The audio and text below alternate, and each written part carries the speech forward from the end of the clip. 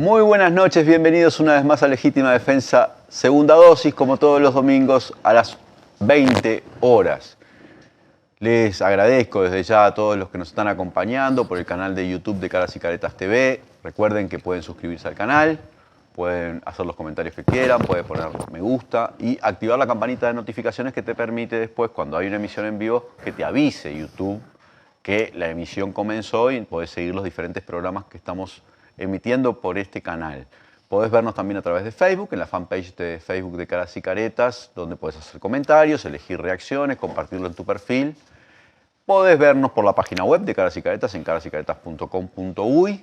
Ahí además hay una pestañita que te permite hacerte socio o socia de la comunidad de Caras y Caretas y ayudarnos a financiar este proyecto. Y le agradecemos a todos los que nos miran por las pantallas de Cardinal TV, en las cable operadores que tienen a Cardinal, en la Cámara Uruguaya de Televisión para Abonados, en todo el interior del país, como 100 localidades tienen la presencia de Cardinal TV. En la noche de hoy vamos a analizar el proyecto de rendición de cuentas que el gobierno envió al Parlamento la semana pasada, el jueves de la semana pasada. Es un proyecto que incluye, además de la rendición, alguna dotación de recursos, para diferentes dependencias del Estado, pero que ha sido calificado también como un proyecto de ajuste e incluye algunas normativas difícilmente imputables a una rendición de cuentas, más bien políticas, como por ejemplo la derogación de buena parte de la ley de medios y otro tipo de iniciativas que están como contrabandeadas dentro de la rendición. Para analizarlas, contamos con la presencia del diputado Sebastián Baldomir, integrante además de la comisión del Parlamento, de la Cámara de Diputados, que va a analizar esta rendición. Contamos con el economista y senador Daniel Olesker y con el vicepresidente del PIT-CNT, José López, además el dirigente más importante de la Confederación de Funcionarios del Estado. Así que vamos a la introducción y enseguida nos ponemos a charlar con los invitados de la noche de hoy.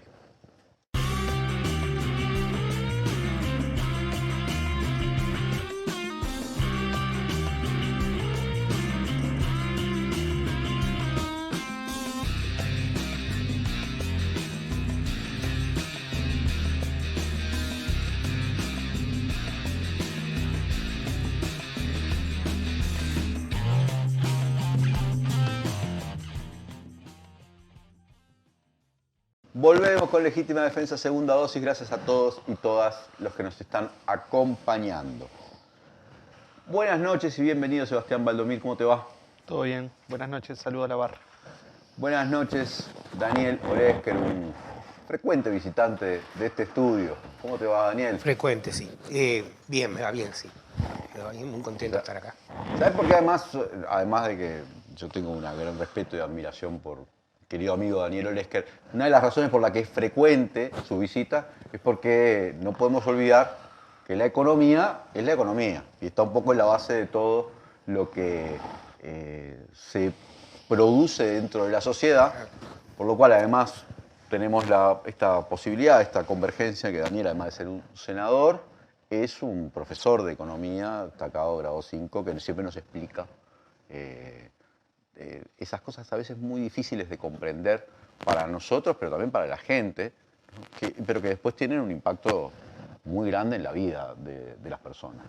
Bienvenido, José López, ¿cómo te va?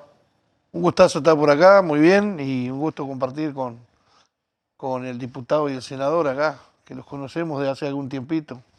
Sobre todo a Daniel, que fue el que nos dio mucha información y formación trabajando en el PIT-CNT, ¿no? Claro, en el Cuesta Duarte. Daniel dirigía en su momento toda la parte económica del Instituto Cuesta Duarte. No, igual no aprendimos nada nosotros, pero él sí. Pero dejó una barra importante, porque los economistas y las economistas del Instituto Cuesta Duarte, que también nos han visitado frecuentemente, son de nivel, y son muchos más jóvenes, ¿no? Eso me parece que es bien importante. Acá hemos tenido siempre Alejandra Pico, pienso en Bruno Giometti, Hugo Bay, en fin, un montón de economistas que ahora están trabajando en diferentes sectores y realmente siempre nos aportan mucho. Joselo, arranquemos por vos. El jueves se realizó el paro general que ya estaba previsto hace bastante tiempo por la central, el paro general parcial, que iba a ser de alguna manera la culminación de todo un mes que se caracterizó por importantes movilizaciones en diferentes sectores, que además era un paro que ya estaba previsto que iba a ocurrir casi el mismo día que entraba la rendición. ¿Qué evaluación hacen en la central sobre este paro? Bueno, primero que nada, como vos decías, es un paro que se viene trabajando desde hace bastante tiempo, que estuvo precedido de muchas movilizaciones, primero los sindicatos de la industria, después los sindicatos de la educación, posteriormente una movilización muy importante de COFE que también hicimos con los trabajadores de Administración Central y Servicios Descentralizados, también la mesa coordinadora de entes con las empresas públicas, los sindicatos de la coordinadora de ANCAP y el ZUNCA que se movilizó por todo el tema del empleo. O sea, eso fue generando un ambiente que realmente creo que alentó a esta gran movilización, una movilización que no solo colmó las expectativas que teníamos, sino que las sobrepasó porque nuevamente Avenida Libertador se desbordó de trabajadores y trabajadoras que en definitiva acompañaron una plataforma que es muy abarcativa del PIT-CNT y que de alguna manera deja de manifiesto la discrepancia que tenemos desde el movimiento sindical, fundamentalmente con el rumbo de la política económica que viene desarrollando el gobierno, donde en momentos de números muy positivos en la economía, de un viento de cola muy importante, donde hay crecimiento de las materias primas, de las exportaciones, de la recaudación de la DGI, bueno, prácticamente todos los números son bastante favorables. Sin embargo, seguimos teniendo decenas de miles de compatriotas que comen en ollas populares. Entonces, todo ese discurso que se planteaba de que había que generar bueno, un crecimiento de la economía para poder derramar, en realidad, más que derramar, se derrama para los bancos en nuestro país y para la banca internacional, porque los depósitos crecen ahí y la relación de la masa salarial en función del crecimiento del Producto Bruto Interno sigue cayendo. Eso lo que significa básicamente es que si bien los números de empleo pueden ser parecidos a los de antes de la pandemia, en realidad los salarios se desplomaron, ¿no? Hay una pérdida salarial constante tanto en el sector público como en el sector privado que, bueno, se hace sentir y que eso repercute directamente en todo lo que tiene que ver con la demanda interna, porque incide también a las pasividades, digamos, por el índice medio de salario, tanto pensiones como jubilaciones, pero que como los trabajadores no tenemos capacidad de ahorro, en su gran mayoría, todo lo que recibimos lo volcamos al mercado interno. Y cuanto más plata tenemos en el bolsillo, más podemos comprar. Por lo tanto, el pequeño comerciante, el pequeño industrial, el pequeño productor que vende en la feria también se beneficia. Y eso no está sucediendo porque hay una rebaja salarial sostenida que, bueno, que en definitiva, más allá de algunos aspectos que hemos podido corregir, por lo menos en estos convenios que acordamos en la Administración Central y Servicios Descentralizados, y que hay un preacuerdo en la enseñanza, lo que implica esto que recién en el 2024 vamos a tener el mismo poder adquisitivo que teníamos en el 2020. Eso es básicamente lo que se acuerda en estos convenios salariales. Antes de ponernos a analizar la rendición propiamente, quiero hacerte una pregunta más sobre el tema del PIT-CNT, porque hay los trascendidos, lo que ha trascendido en la prensa, algunos cálculos que estiman un poco la participación de trabajadores en la marcha, en la actividad el pasado jueves. Hablan de decenas de miles de personas, pero si consideramos, por ejemplo, que el viernes se cumplió un año desde que se hizo la entrega de las 800.000 firmas, en este año que ha transcurrido, podemos hablar de, bueno, el PIT-CNT desarrolló su congreso, hizo un 1 de mayo donde también desbordaba la cantidad de gente, llevó buena parte de la campaña por el referéndum, donde prácticamente, si bien no ganó la propuesta del PIT-CNT, estaba acompañando en el referéndum del 27 de marzo, fue una gran paridad. Hablamos de como una consolidada, una capacidad de movilización muy importante en este momento de la central, ¿no? Sí, yo creo que un punto de inflexión fue la campaña por la recolección de firmas. A partir de ahí, en medio de la pandemia, se empezaron a notar, digamos, me acuerdo el 1 de mayo, en el medio de la pandemia, esa caravana gigante que recorrió los diferentes barrios de Montevideo y que se multiplicó por todo el país. Eso fue como un puntapié inicial de bueno, una serie de movilizaciones que se han venido superando una tras otra, que tanto las movilizaciones sectoriales como las que convoca directamente el PICNT son enormes, son de mucha participación. Sin embargo, vemos después esta contradicción que hay con lo que dicen las encuestas respecto a la visión que tiene la población del movimiento sindical. Yo ahí tengo una teoría, pero que no la puedo comprobar científicamente, pero me parece que ahí, al preguntarse por el movimiento sindical, se identifica al PICNT y el trabajador tiene más un sentido de pertenencia, el trabajador común, digamos, con su sindicato de base que con el PICNT. Por lo tanto, si no nos explican los niveles de afiliación que tiene el ZUNCA, que tiene AEBO, que tiene COFE, que tiene, ¿no? Y el poder de convocatoria, ¿no? O sea, ayer había más de 30.000 personas en la calle, seguro, y no hay una organización social, yo creo que a esta altura, ni una organización política que pueda convocar tanto en ese sentido. Por lo tanto, yo creo que se consolida que el movimiento sindical es un actor importante en la sociedad de nuestro país, que sigue siendo un interlocutor válido.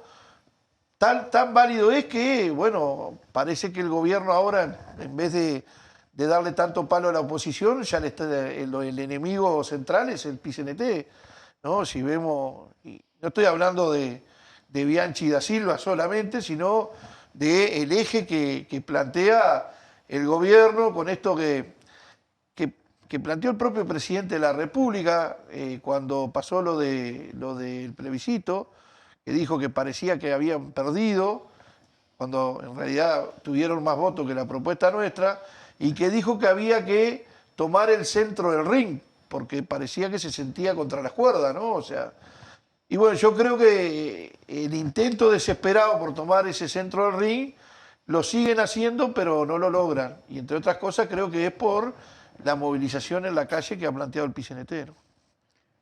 Sebastián, recibieron en la comisión, en el Parlamento, el proyecto de rendición de cuentas y comenzaron además a recibir ya a las delegaciones. ¿Cuál es la primera impresión que tiene la bancada del Frente Amplio o los integrantes de la comisión por la oposición de este proyecto?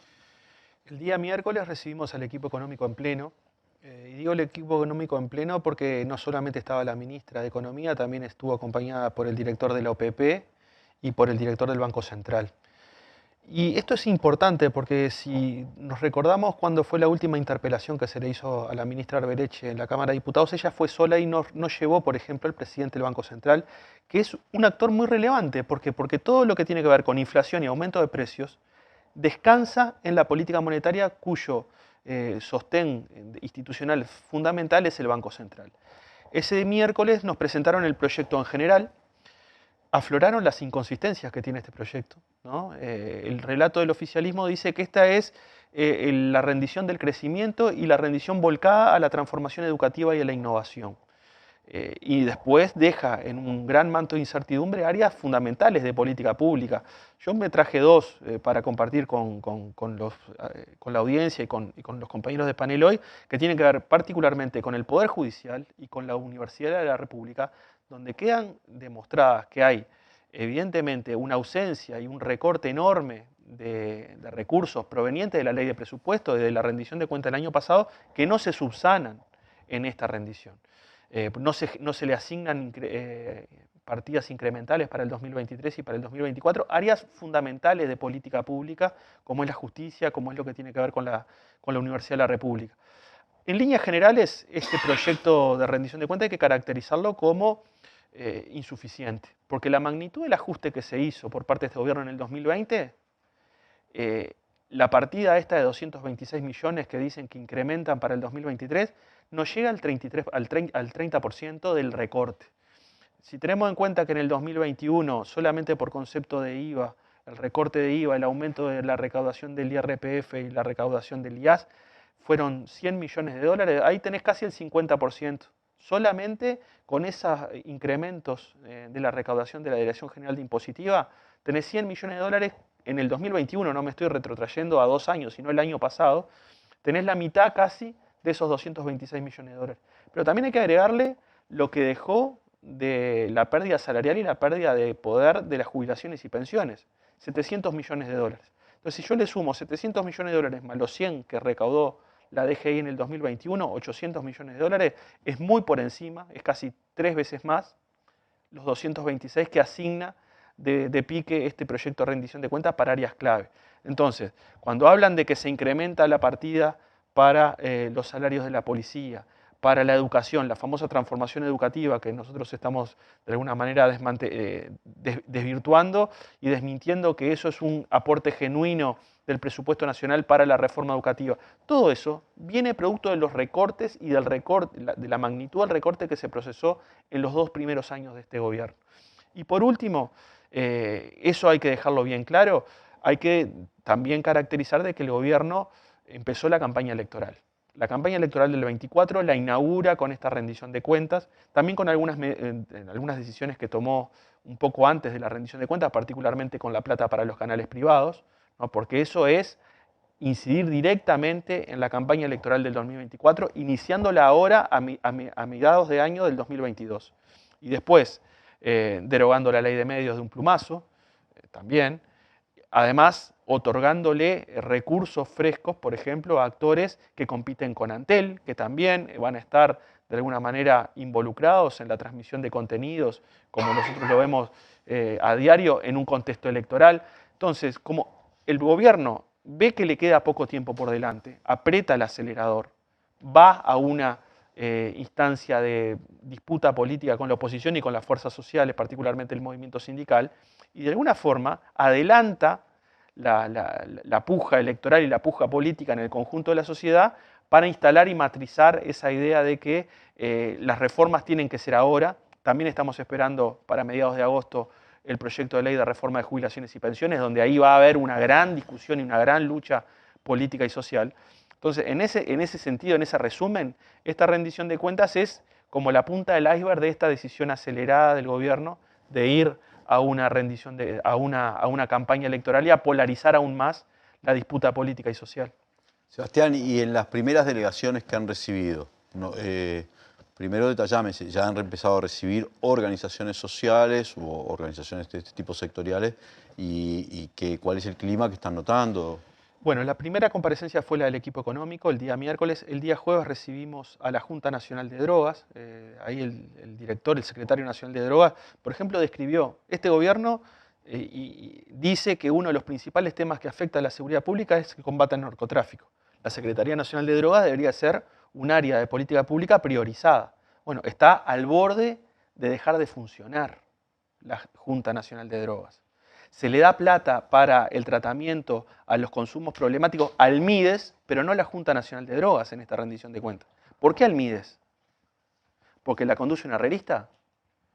¿No? Entonces, lo que dijo allí el secretario nacional de Drogas está en acta y lo que estoy diciendo se puede de alguna manera luego convalidar leyendo la versión taquigráfica, es una situación de desmantelamiento y de orfandad y carencia de recursos estructural. Encuestas que se deberían haber hecho para saber el nivel de consumo de sustancias psicoactivas en diferentes sectores de la sociedad que deberían haberse hecho en este 2022, se pasó para el 2023 por falta de recursos. Y el día viernes recibimos las primeras delegaciones sociales. Particularmente recibimos a todos los sindicatos policiales. Allí hay un malestar notorio, ¿no? Decía el asesor del sindicato policial, nosotros queríamos que la recuperación salarial de la policía estuviera contenida en la rendición de cuentas.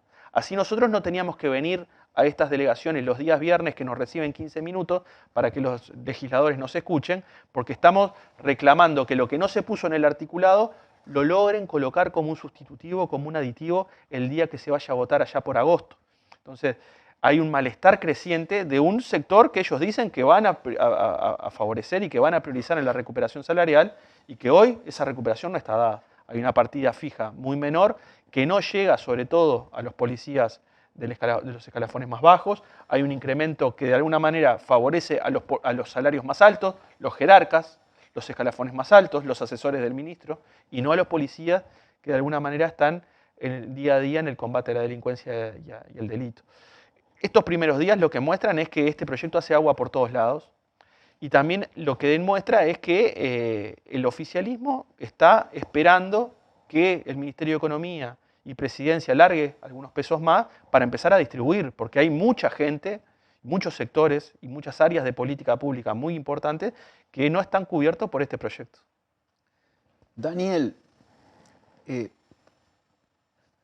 ¿había espacio fiscal o hay espacio fiscal, vos corregime si uso una expresión incorrecta, para que el gobierno dotara de más recursos o diera satisfacción a las diferentes solicitudes, por ejemplo, de la Universidad de la República, de los investigadores científicos, de la propia ANEP, aunque algo de recursos hay para la ANEP, de otras, de ACE, por ejemplo, con el respecto al que hay un faltante de medicamentos, ¿había espacio fiscal para eso o podía ser quizá que el gobierno dijera, no, si nosotros nos ponemos a satisfacer todo esto, ponemos en riesgo determinadas cosas macroeconómicas que después generen perjuicios? Yo qué sé.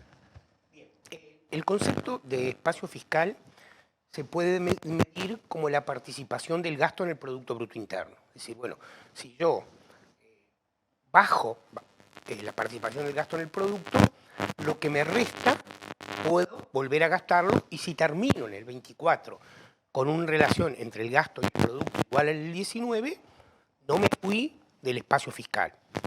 Siempre es posible además aumentarlo por encima de ese ratio, pero ese es el indicador principal.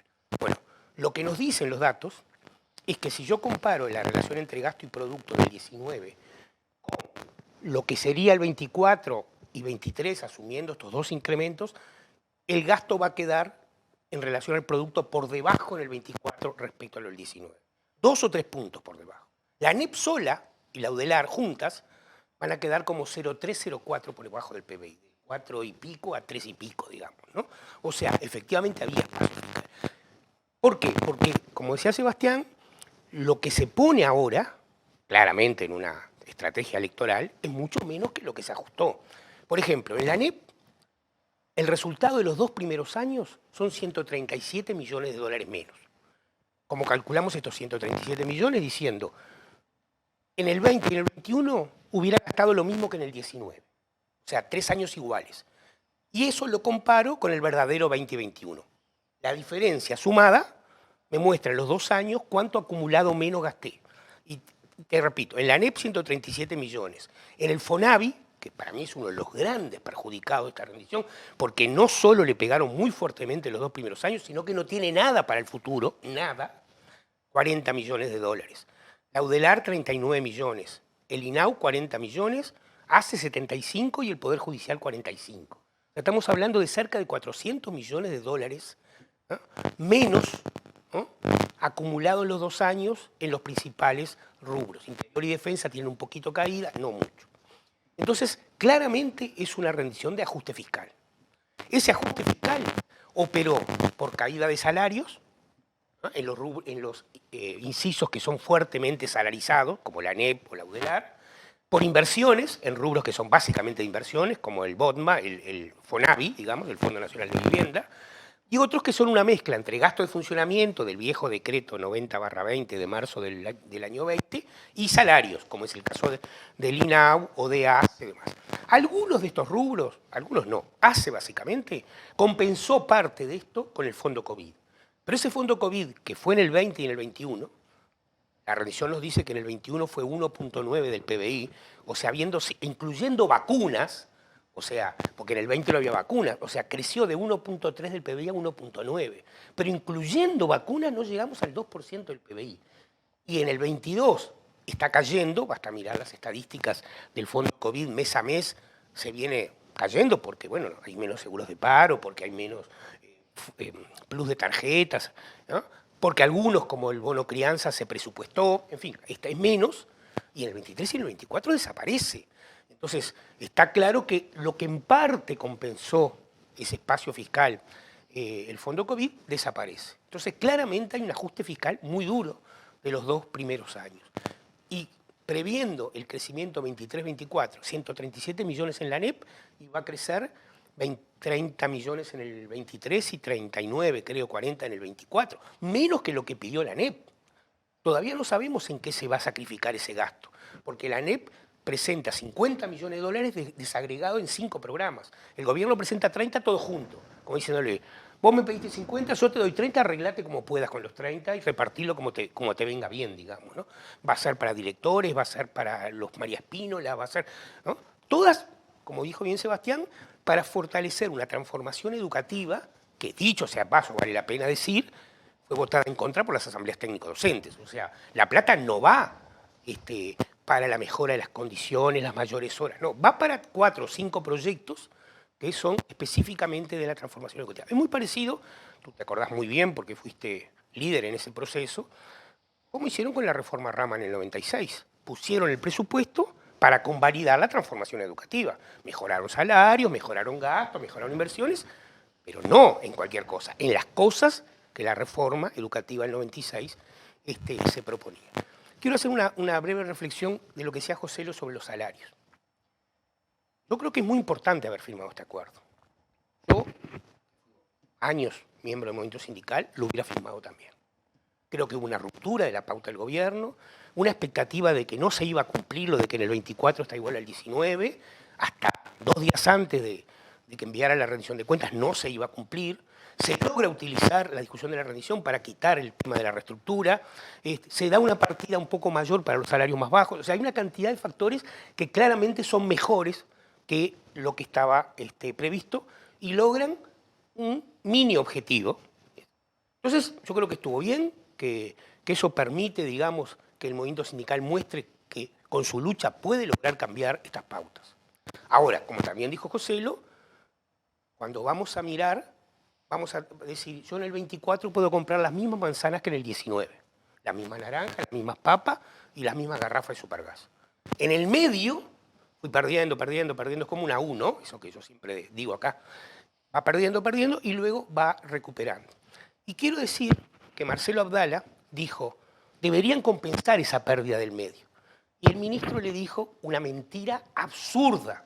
Dijo, es un pícaro, porque en el Frente Amplio también había inflación y se recuperaba después. Se olvidó de decir que el artículo 4 de la ley del 2010 compensaba la inflación al vencimiento del primer año y por lo tanto no había pérdida de inflación, no había triangulitos, como le llamamos nosotros, por más de un año. Acá hay por 5. Entonces, es una picardía de él, más bien que está bien pedir una compensación, porque si la economía mejora, es posible que una parte de esa mejora vaya en algunas partidas fijas, por ejemplo, estoy hablando tanto de públicos como de privados, ¿no?, para compensar en parte esa pérdida. Entonces, lo que hay acá es una gran transferencia de ingresos del trabajo al Estado y a través del Estado al capital, digamos, ¿no? Porque si yo en el 24, hoy me dice que, como decía Seba, que la proyección es 8,87 de crecimiento. Pongámosle 10, porque yo creo que va a ser incluso un poco mayor de lo que... Pongámosle 110. El Estado va a ser menor en relación al producto. O sea que ese 10 de diferencia el Estado no se lo llevó. El Estado va a tener menos participación en la economía. Y los trabajadores tampoco, porque el salario va a ser 100. Pongámosle que en el empleo, que es la otra manera de que los trabajadores tengan ingresos, sea 3%. O sea que la masa salarial, el capital variable, digamos, de la economía, sea 103. El Estado menos de 100 y el Producto Global 110. Es obvio que se lo llevó el plusvalor. O sea, no hay otra alternativa a través de qué, de algunos impuestos que se bajan ahora, porque en esta rendición hay reducción de tasas impositivas, porque las hubo, digamos, en algunos bienes, porque hubo exoneraciones mayores, por ejemplo, en las exoneraciones del 21 de la ley de vivienda, fueron 67 millones en el 20 y 74 millones en el 21. O sea, efectivamente hubo un incremento, ¿no?, de los niveles de exoneraciones del capital. Entonces es una rendición de mucho ajuste para atrás, mala hacia adelante, y que en el mejor de los casos llega al 24 con un salario cero, igual que el del 19, un gasto por debajo del gasto sobre PBI, por debajo del 19, y una reducción del costo tributario de las empresas muy, muy importante. Ese es el resumen digamos, más allá de los temas cualitativos, como la ley de medios, la militarización de la republicana y otros temas que son más de orden cualitativo, que siempre, en todas rendiciones y presupuestos, siempre se incorporan algunas cosas no cuantitativas. Ahora, una cosa que se incorpore, yo qué sé, un cambio en las potestades del Ministerio de Ganadería, en sanidad animal, como hubo en un momento, y otra cosa que se incorpore la derogación de la ley de medios, ¿no? O la transformación curricular de la ANEP, ¿no? Vamos a ir ahora a un corte y enseguida volvemos con más Legítima Defensa, segunda dosis.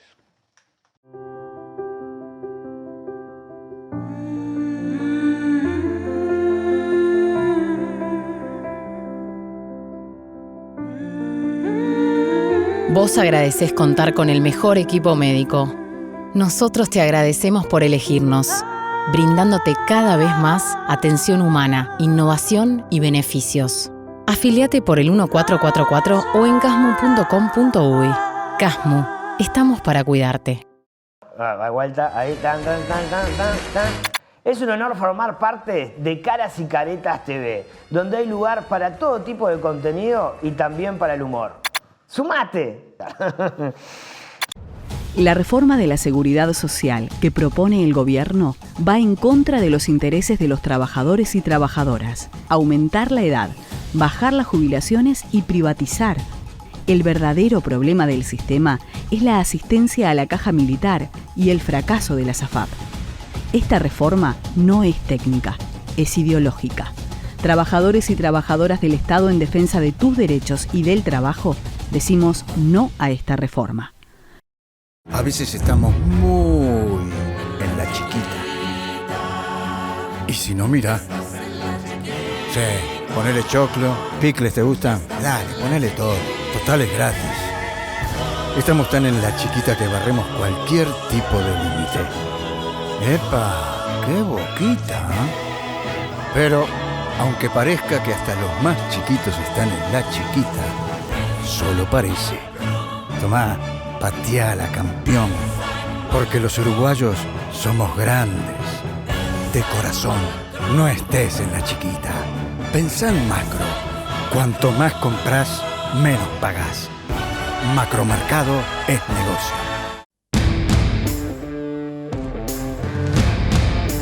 Bueno, hoy ONAFU ha hecho esta movilización y tiene como objetivo llamar la atención de las autoridades y la opinión pública como medidas de urgencia que estamos planteando de que ese 3% se pague no en agosto como está planteado, que sea como un aumento real de jubilaciones y pensiones. La otra cuestión que estamos planteando es una canasta de invierno y también cómo compensamos lo que se perdió con la BPC por parte de las jubilaciones y pensiones mínimas.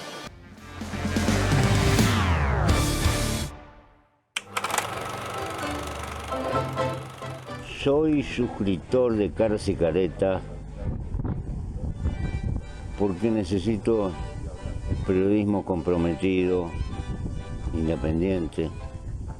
Te pido que en lo posible te hagas suscriptor, porque hay que luchar contra el blindaje periodístico que existe en nuestro país y que termina pulverizando la libertad de prensa. Gracias y hasta siempre.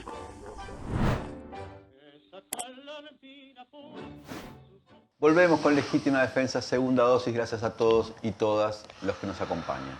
Daniel, te quiero preguntar, porque a mí me remite un poco esta estrategia de, en este año, brindar algún tipo de recursos. Ya hemos estado analizando la insuficiencia o que bueno, no compensa todo el ajuste de los años anteriores, pero me recuerda a el periodo de El Padre. Pero me lo recuerda además porque una vez vos me lo fuiste explicando. Yo, mira que la estrategia de la calle Padre fue ajusto, ajusto, ajusto, ajusto, y cuando se acercaba a las elecciones, tiró plata a la calle a la gente o a diferentes programas para lograr llegar a elección, a la campaña electoral, en mejores condiciones de competencia. Y ahora vos, en tu intervención hace un ratito, dijiste algo así como, bueno, esto es parte de una estrategia electoral. ¿Vos te estás refiriendo a eso? Sí, me estoy refiriendo a eso. En el año 90 se hizo lo mismo. En el año 90, además me acuerdo hasta los números, el ajuste salarial fue de 15% en el sector público, de 15%, y la inflación acumulada de ese semestre había sido 33%.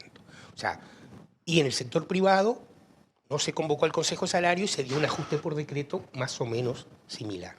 Entonces, ese fue un ajuste muy duro, que además repercutió sobre baja del gasto de ACE, en aquel momento Ministerio de Salud Pública, baja del gasto de la ANEP, la UDELAR.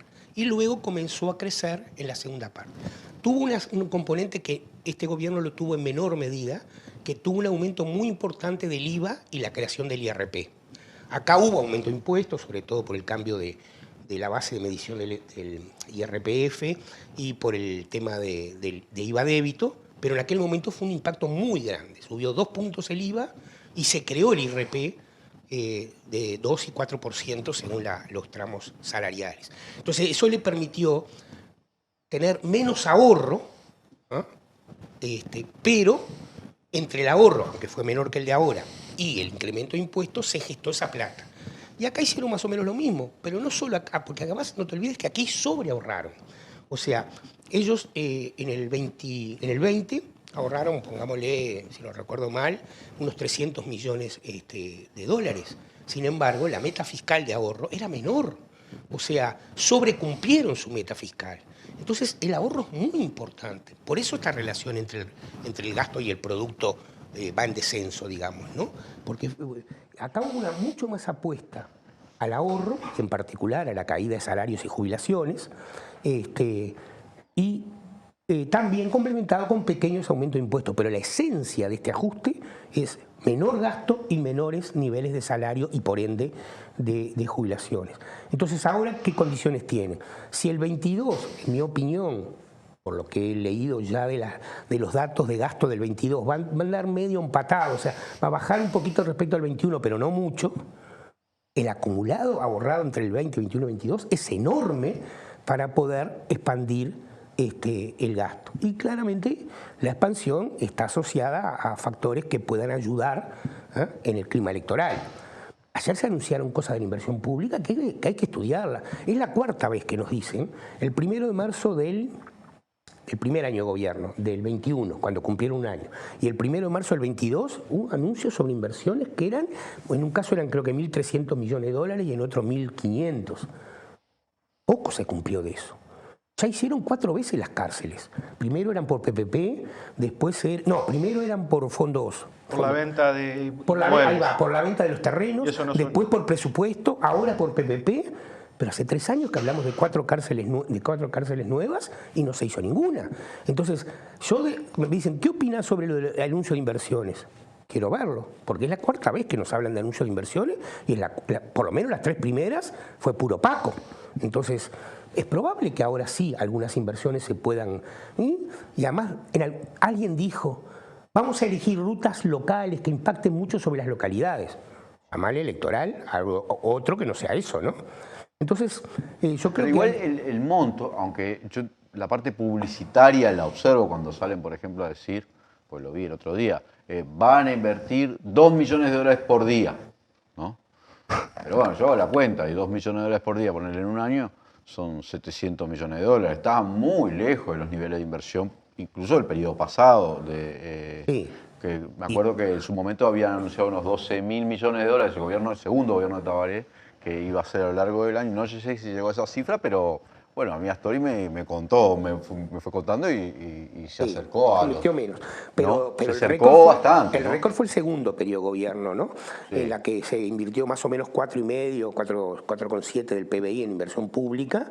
Fue el récord histórico. Ahí estuvo la desulfurizadora, claro, casi 20.000 millones en el periodo, la conexión energética con Brasil, la fibra óptica. Allí en el segundo periodo fue donde la inversión pública pegó más fuerte. Si el primer periodo fue un periodo básicamente de emergencia y salarios, el segundo fue un periodo de desigualdad, donde a partir de la 4ª ronda de Consejo de Salarios, que aumentaba más los salarios más bajos, el Gini cayó Yo lo dije acá ya la otra vez que vine.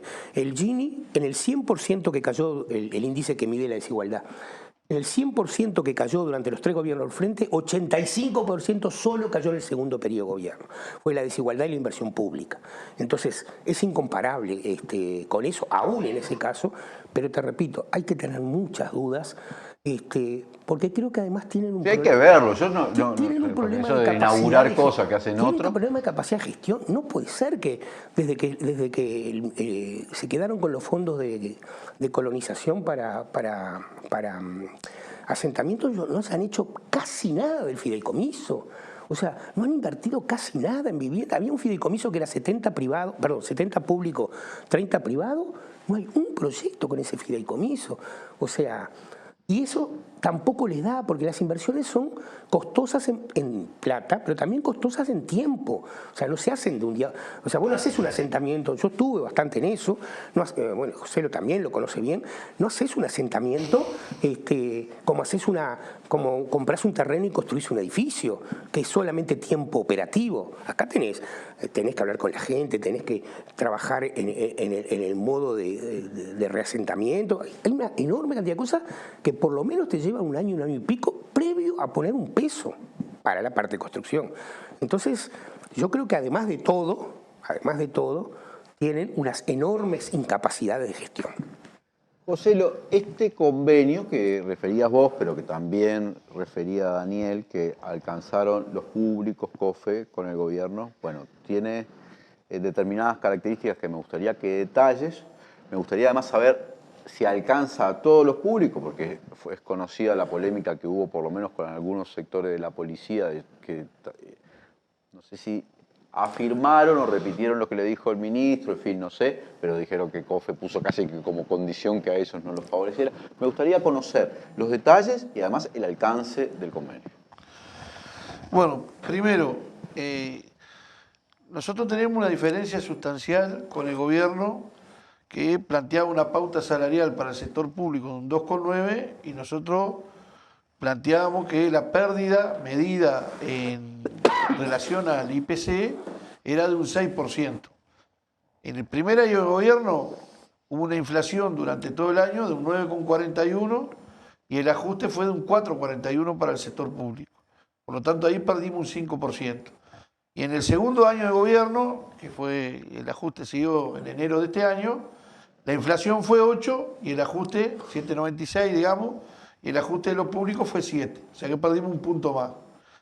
Entonces, eso medido directamente con el IPC, que era lo que pretendíamos nosotros recuperar, y en función de todo lo que pasó con la pandemia, la situación que se había generado,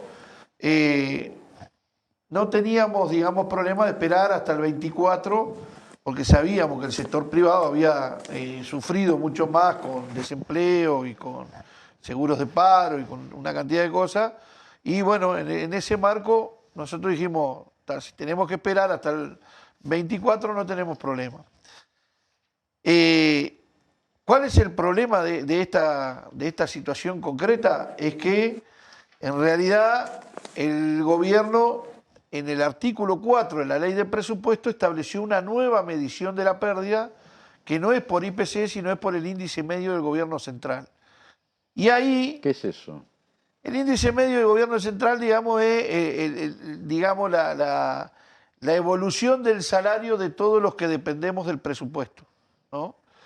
Entonces ahí hay una situación que es muy injusta, porque en realidad hay algunos sectores o personas que tienen algunos incrementos salariales que inciden en el promedio, pero que no es para todos los trabajadores. Por ejemplo, una situación se dio con la tropa del Ministerio de Defensa, que tienen salarios realmente muy bajos y de hambre, diríamos, y que se le dio un complemento de 250 pesos en la última rendición de cuentas. En realidad 250 pesos no es nada, pero en más de 30.000 efectivos mueve un poquito la aguja, entonces eso, que no es que lo recibieron todos, sino que lo recibió un sector, te va cambiando el promedio. El tema de digamos, el ajuste que se le hizo a los funcionarios judiciales por todo el tema vinculado al juicio que ganaron y todo eso, que también es absolutamente justo, en realidad también te mueve la aguja, porque ahí sí son unos cuantos mangos. Y después partidas que se le dieron a los adscritos, cargos que se crearon con salarios bastante altos, el ajuste del propio salario del presidente de la República. O sea, todo eso en el promedio. Había un dirigente de COFE muy conocido, que bueno, nos dejó hace poco tiempo, Luis Higuini, que decía una frase que en el mar de los promedios se ahogan los enanos. Y así, ¿no? Porque en el promedio, en realidad, sobre todo los que están por debajo de ese promedio, se siente mucho más. En ese marco de situación es que nosotros endurecimos, digamos, las medidas y nos movilizamos y se movilizaron los compañeros de la educación y, bueno, y todos los otros sectores públicos, y ahí logramos abrir una brecha que, como bien decía Daniel, nosotros compartimos esto. En realidad, este incremento de 226 millones, en realidad no completa ni siquiera la mitad del ahorro que se generó en el propio presupuesto del gobierno. Pero bueno, ante una realidad como la que estábamos, con un gobierno que te decía que era un 2,9, llegar a un 6%, que tampoco llegamos, digamos, en un poco menos del 6%, y por lo tanto nosotros no cumplimos el 100% de nuestro objetivo, pero sí nos acercamos bastante a eso, y con la distribución que acordamos, sí muchos sectores, más del 78% de los trabajadores que representamos en COFE, que son los que se le aplica el convenio, por eso después aclaramos lo del sindicato policial, este convenio está solo, el ámbito de aplicación es solo a los sindicatos que representa COFE, y al sindicato policial COFE no lo representa ni tampoco lo quiere representar. O sea que el gobierno podría haber hecho una negociación paralela con el sindicato policial o con el ministro del Interior y haber hecho otra distribución. ¿Y por qué no lo quieren representar? Bueno, porque entendemos de que, primero que en realidad el sindicato policial se ha dado su organización y... ¿Ellos han querido ser representados por COFE? ¿Eh? ¿Ellos han querido entrar en COFE? En realidad estuvieron en COFE, después se fueron, después se dividieron y ahora son una cantidad de sindicatos policiales, o sea que es un lío interno de ellos, que es mejor que lo solucionen ellos y nosotros ya tenemos nuestro lío, más vale no nos metamos ahí porque es un desbarajuste importante. Pero en realidad ellos podrían haber hecho la misma negociación que hizo COFE, como la que hizo la educación, como la que están haciendo los entes. No sé por qué no lo hicieron, pero en ningún momento COFE puso una cláusula que para que nos den ese ajuste a nosotros no le podían dar más a otro. Eso nada que ver. De hecho, en la actual rendición de cuentas, el Ministerio del Interior tiene unas partidas dentro de la propia rendición de cuentas que podrían generar una redistribución de esas partidas incrementando, digamos, lo que ya está definido por el convenio de COFE. Ahora, eso será una negociación que tendrán que hacer ellos y nosotros no nos metemos para nada ahí. Ahí me parece que el ministro le dijo algo que sin consultarnos a nosotros, los compañeros salieron a hacer algunas declaraciones públicas que yo creo que no fueron felices, pero COFE no tiene absolutamente nada que ver con el sindicato policial, con la negociación del sindicato policial, ni tampoco queremos incidir en eso. O sea que si el sindicato policial tiene la capacidad de poder buscar alguna otra alternativa, ojalá tenga el mismo o un mejor convenio que COFE, porque evidentemente también han sufrido la pérdida salarial. ¿Qué es lo que negoció COFE concretamente? Es un convenio integral que define, para explicarlo en claro, porque si uno ve la letra del convenio es medio difícil de entender, pero para explicarlo en claro es: empieza la recuperación con el 2% que se da ahora en julio, que vamos a cobrar en agosto.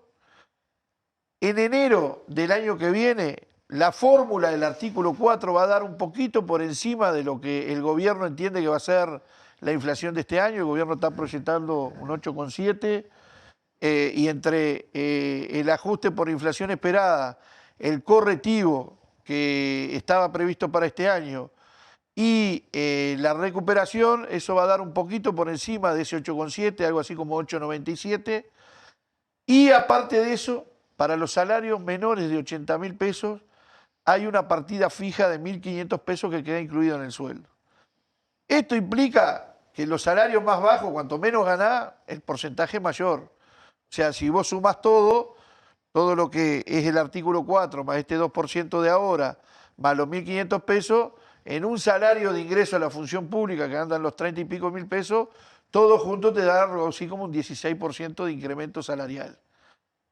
A eso tenés que después descontarle, digamos, el IPC y todo eso, pero en términos constantes, digamos, el ajuste del salario en enero para cobrar en febrero va a ser un 16% mayor de lo que estaba cobrando antes.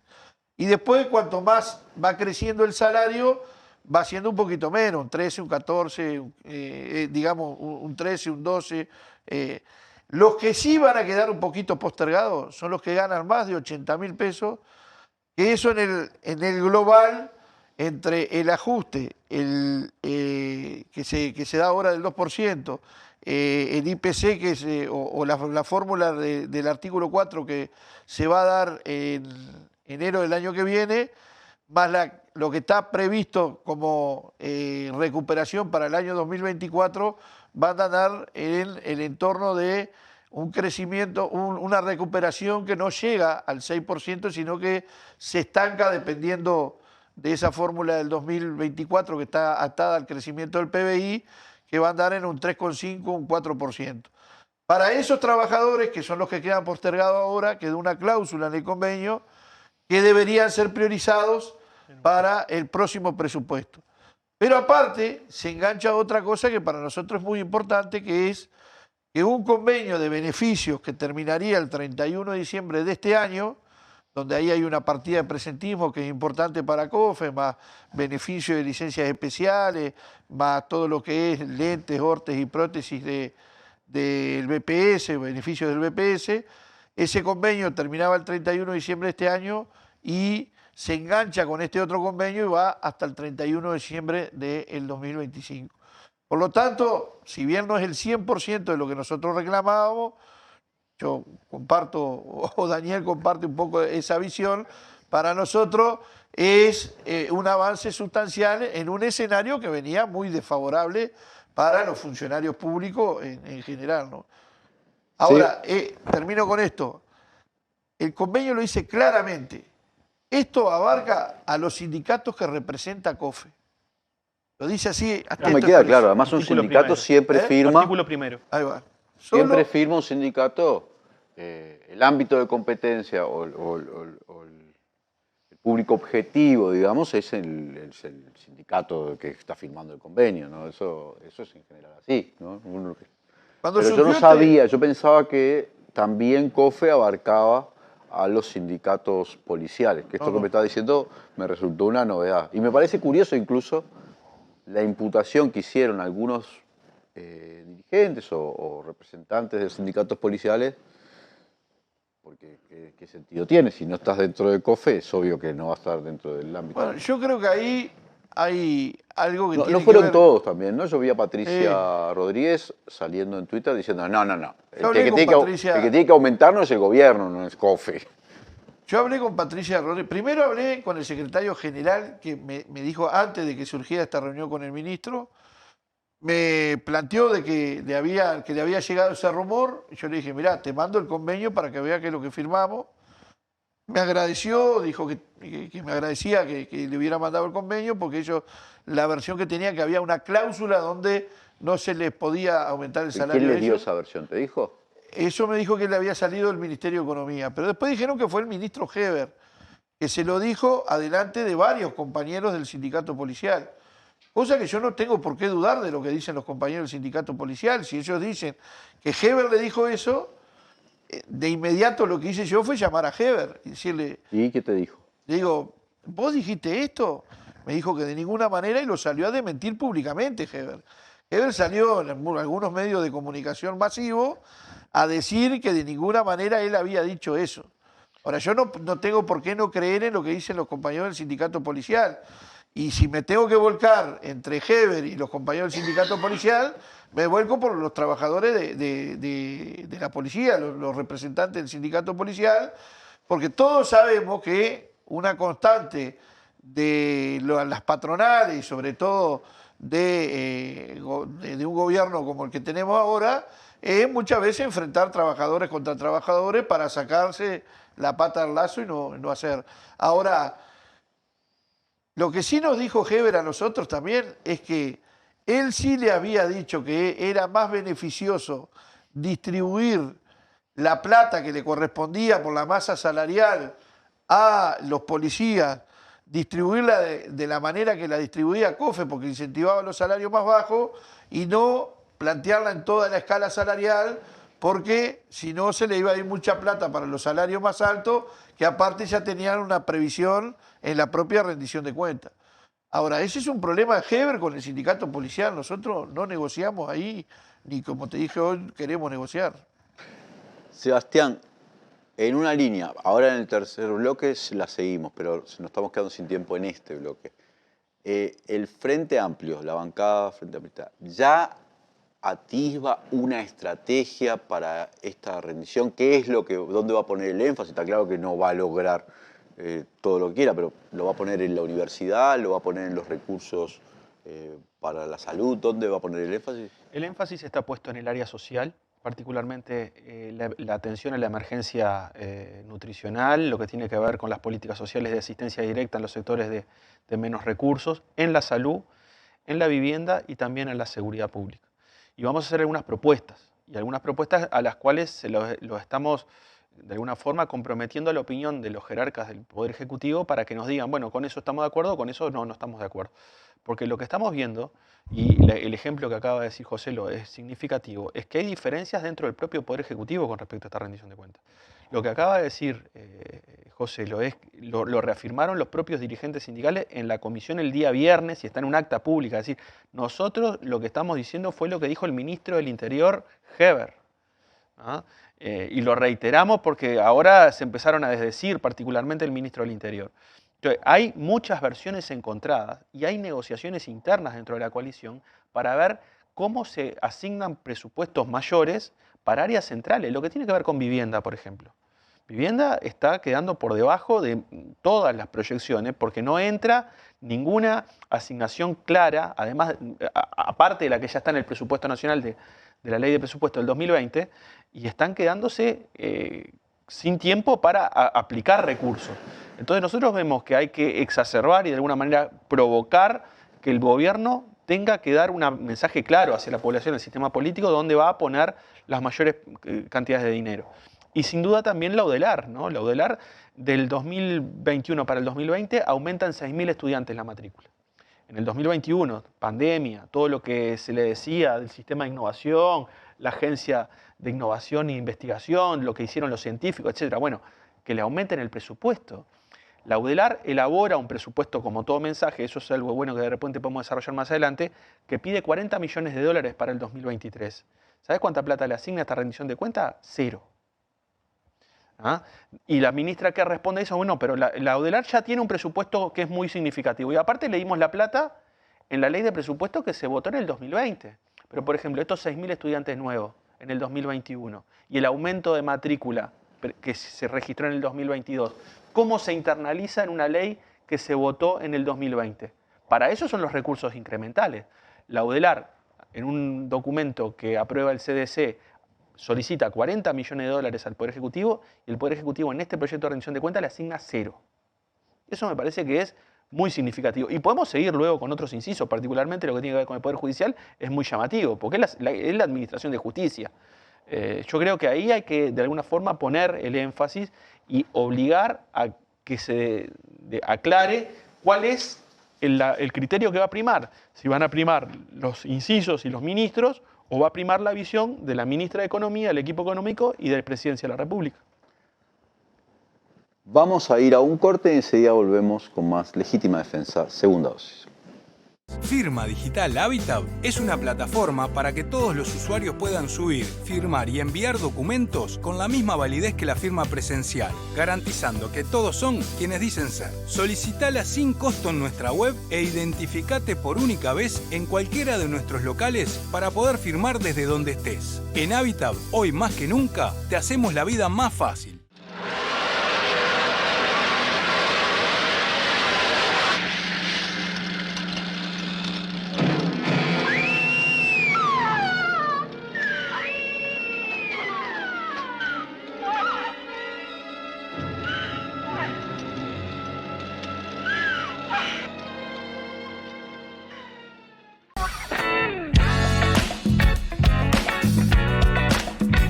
No se pierdan Último Bondi, una producción del colectivo Más Igualdad. Último Bondi. Míralo por Caras y Caretas TV. Si cada tanto te morís de espanto y casi miras como distinguido, si cada tanto acunas... La reforma de la seguridad social que propone el gobierno va en contra de los intereses de los trabajadores y trabajadoras. Aumentar la edad, bajar las jubilaciones y privatizar. El verdadero problema del sistema es la asistencia a la caja militar y el fracaso de la SAFAP. Esta reforma no es técnica, es ideológica. Trabajadores y trabajadoras del Estado en defensa de tus derechos y del trabajo, decimos no a esta reforma.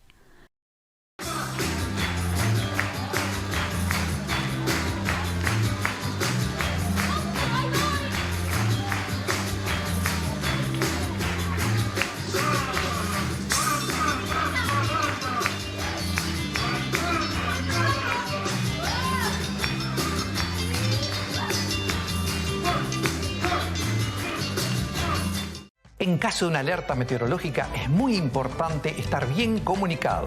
Por eso ahora en Canelones creamos un número gratuito, 0800 2022, para que puedas hablar con la Intendencia aunque no tengas saldo. Así de fácil y sin costo. En caso de emergencia por una alerta, ejemplo meteorológica, podés llamar gratis al 0800 2022. Tema de Defensa Segunda Dosis, gracias a todos y todas los que nos están acompañando. Te recuerdo, si nos mirás por el canal de YouTube de Caras y Caretas TV, de suscribirte al canal, de poner me gusta, de activar la campanita que te va a avisar de los programas. Entre ellos, el nuevo programa que estamos haciendo todos los jueves desde las 20 horas en vivo. Ayer, este jueves pasado lo hicimos también Macondo, un programa sobre la realidad latinoamericana que hacemos con Ina Fino Génova y Marco Teruggi. Quiero hacerte una pregunta, Daniel, con respecto a una pregunta económica con respecto a esta rendición, pero también una pregunta sobre los componentes políticos que no los hemos tratado, pero tenemos que abordarlo. En el caso de la pregunta económica, viste que a mí me tira el tema de la universidad y la investigación, me tira, y la verdad que hay cosas que me sorprenden. Por ejemplo, el gobierno dice, se van a aportar 26 millones de dólares para ciencia y tecnología, y en esos 26 millones de dólares hay 12 que son para una agencia audiovisual, que además creo que viene a sustituir el Instituto de Cine, que por lo que me han comentado gente del ámbito del cine, termina desfavoreciendo la producción de los artistas cinematográficos uruguayos. Entonces, pero hay dos cosas ahí. Una es qué está haciendo esta creación y otra es qué tiene que ver eso con ciencia y tecnología, que está ahí como una trampita, ¿no? De 12 millones de dólares. Y los 10 también son no una trampita, pero son discutibles si van en esto, porque solo los 10 son para fondos para empresas. O sea, son fondos que se van a presentar y quienes lo van a decidir son el ANI con la OPP y el MEF.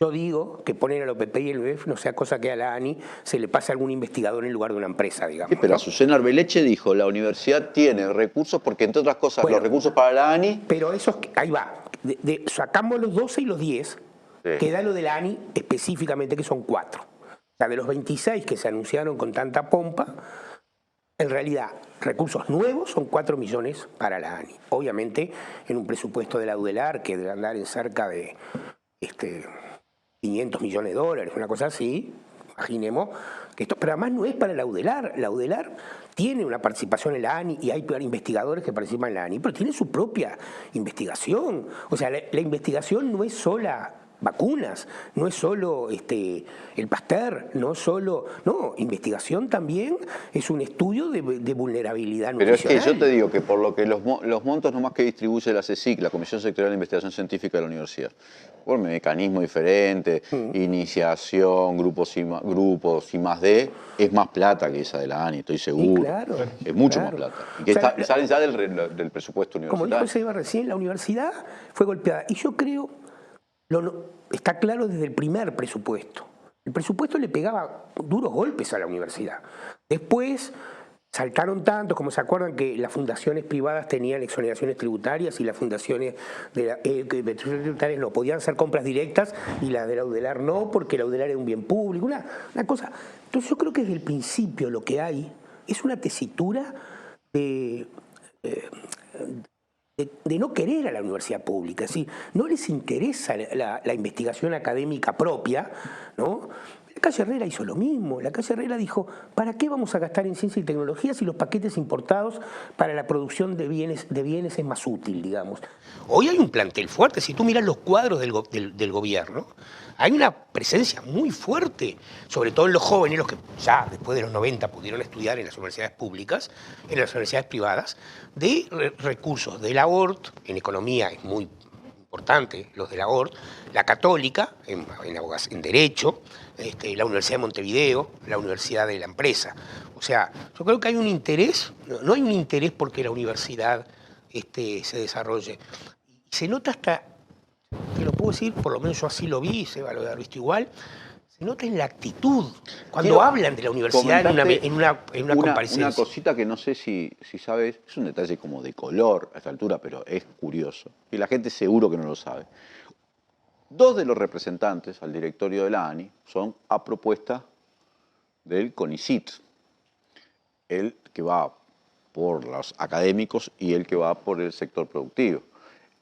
En la reunión que fue esta semana del CONICYT, por primera vez la propuesta en general del académico lo hace la Universidad de la República. No le votaron la propuesta a la Universidad de la República, votaron una propuesta que puso la ANEP, ¿sí? Y entonces el CONICYT, con la mayoría constituida, propone a esta investigadora, esta docente, propuesta por la ANEP, sin el voto de la universidad y sin el voto de los investigadores en el CONICYT. Independientemente de que la docente que propone la ANEP es una docente universitaria y es una investigadora joven, pero con cierto prestigio. Pero es como una señal muy fuerte esa, porque el representante de los investigadores, de la academia, es alguien que justamente le contrapone nunca una candidatura, ¿no? Total. Y eso pega feo, ¿no? Ese es otro rubro que yo creo que vamos a terminar el 24 comparando con el 19, con un ratio por debajo del PBI. El Frente había logrado aumentar, no había llegado a su compromiso programático, que era el 1%, pero de 0,2 lo había llevado a 0,45, 0,46 el PBI, y yo creo que vamos a tener el 24 bastante por debajo. Otro aspecto político-económico, que te quiero preguntar casi como analista. Vamos a aprovechar que Sebastián está analizando, pero vos todavía no te entró al Senado esto. ¿No te parece, quizás lo estoy mirando yo así, que efectivamente hay un tono de financiamiento de algunas partes de la coalición, pero de otras no? Yo te digo, por ejemplo, si yo soy de Cabildo Abierto, vivienda, los soldados,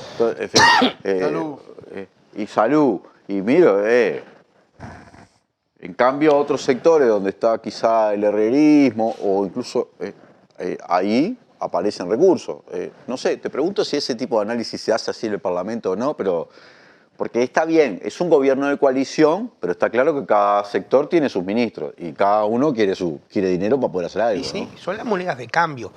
Hasta ahora eso ha existido en todas las rendiciones de cuentas, en otras leyes, pero ha tenido un bajo efecto, ¿no? Es decir, a la hora todos tienen su precio, ¿no? Mejor ejemplo, no es de presupuesto, pero mejor ejemplo que la ley de tenencia compartida no la hay. Le pintaron paredes a ciudadanos diciendo que cómo no votaban la tenencia compartida. Y fueron con mucha fuerza diciendo esto no va. Y si ellos no lo votaban, no salía de la comisión. O sea, no se podía votar. Y ahora el martes entra a comisión con un nuevo texto. Obviamente le encontraron el precio. Es un desastre. Es un proyecto horrible, antiderechos, antimujeres. O sea, es un terrible proyecto. Y en el presupuesto siempre también pasa lo mismo. Hay algo que están guardando para la discusión posterior. Sí, pero igual por ejemplo, vivienda. Igual lo de vivienda a mí me parece vale la pena. Habló de 60.000 viviendas, no va a poder construir. Hay que reivindicarlo como uno de los grandes golpeados de esta rendición. Porque le congelaron el presupuesto por los 5 años, a cuenta de que le iban a dar recursos por la vía del financiamiento de los asentamientos. Ni una ni la otra, ¿no? Yo creo que ese es un problema también, porque ¿cómo va a terminar este periodo? Con muy poca inauguración de viviendas. Porque en este primer y segundo año lo que están inaugurando es todos proyectos que ya estaban de antes, ¿no? O sea, un proyecto se inaugura entre 2 y 3 años después, ¿no?, de que se hace. Pero no están haciendo llamados, no están haciendo sorteos de cooperativas, no le están asignando recursos a las cooperativas que perdieron 3 sorteos, que como todos saben, les toca inmediatamente tener la escritura del préstamo. Entonces harán algo en vivienda de asentamientos, muy poquito, algo muy marginal, y el resto va a ser un desastre. Podemos terminar con 15, 20 mil viviendas más de déficit entre el 24 y el 19, solo por la dinámica de no construcción. Impresionante. Sí. Sebastián, los aspectos políticos, me refiero a estas cosas que se contrabandean siempre en las rendiciones, pero que uno no espera, algo así como la derogación prácticamente de toda la ley de medios y la restitución del decreto ley de Aparicio Méndez de 1977, que en su artículo 3, numeral 4, por ejemplo, permite que establece que los medios tienen responsabilidad si generan alarma social o si van contra la moral y las buenas costumbres. En fin, pero toda discrecionalidad, con una discrecionalidad del Ejecutivo que puede hacer que si no le gusta lo que decís, te cortan la señal igual, ¿no? Este es un tema grave, aunque ahora aparece como que sectores del oficialismo, como Ciudadanos y algunos legisladores, por lo menos Sebastián Cal de Cabildo Abierto, no estarían dispuestos a votarlo y con eso no contarían los votos. Pero lo que está diciendo Daniel, también pasó eso con tenencia compartida. ¿Ustedes cómo están viendo esto? Porque este es un tema... Sí, nosotros vemos que va en la línea y en la dirección de lo que señalaba Olescar. Sin duda que es una moneda de cambio. Y va a pasar eso también con la UDELAR, ¿no? Porque en algún momento, pues esto es largo, son 45 días y de repente sobre el filo, faltando pocas horas para tener que votar en el plenario, aparece una fórmula mágica y te aumentan una ¿Pero chirola. por la vía de un mensaje complementario o reasignación de lo que hay adentro? Reasignando, agregando algún aditivo sobre tablas. Eso pasó el año pasado. Yo creo que hay algo de esa circunstancia que se está creando, ¿no? Ya algunos actores dentro del Partido Nacional dicen, no, nos vamos a juntar con el rector de la universidad. Y este tema de la ley de medios creo que es exactamente en esa línea, ¿no? Porque, ¿qué es lo que pasa con la ley de medios? Estuvieron 2 años en la Comisión de Industria para tratar de consensuar un proyecto alternativo y no lo lograron, ¿no? Ahora el gobierno va por todo y dice, bueno, la derogo y en 90 días tengo la ley derogada. Que eso es lo que genera colocar un artículo en una ley de rendición de cuentas que tiene un plazo perentorio para aprobarse. Y ahora todo se empieza a desencadenar diciendo, bueno, o me subo o me bajo. Sin duda que, me parece a mí, el tema del presupuesto de la ANEP, la diferencia que hay entre lo que pide la ANEP y lo que le otorga este proyecto, hay un desenganche importante, puede ser una moneda de cambio. Bueno, si Ciudadanos dice, yo estoy dispuesto a rever mi voto sobre la ley de medios, pero necesito recursos incrementales en otras áreas.